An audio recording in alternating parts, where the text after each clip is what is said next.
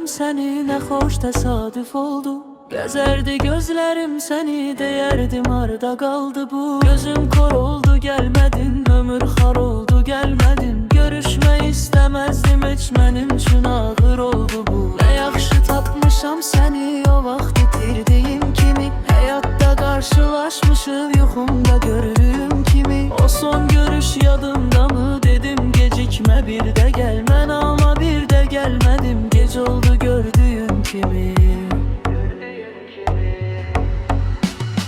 Necədir həyatın, necədir həyatın, məndən sonra, məndən sonra.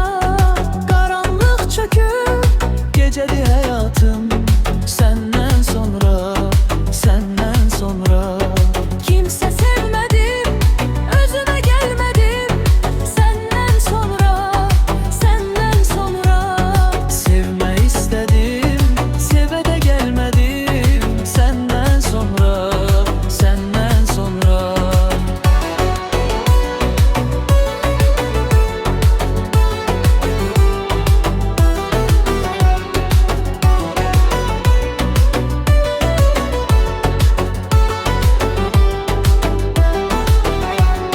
Sən ey məni kül eləyib, yaxıb dayandıran qadın. Nədəndir ki bu ayrılıq, nə ad tapaq qoyaq adın. Olan olub, keçən keçib, bugün gül danış biraz. Yetər ki mən bilim, məni bir an belə unutmadım. Bu sevgini, o şiddeti unutmadım, unutmadım. İçimdəki bu yangını soyutmadım, soyutmaram. Qayıtmaq istəsəm belə o körpülər uçub daha. Mən artıq ayrı yerdəyəm, qayıtmaram, qayıtmaram.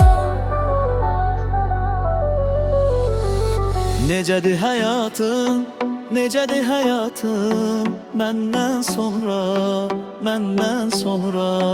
Qaranlıq çöküb, gecədir həyatım, səndən sonra, səndən sonra. Kimsə sevmədim, özümə gəlmədim, səndən sonra.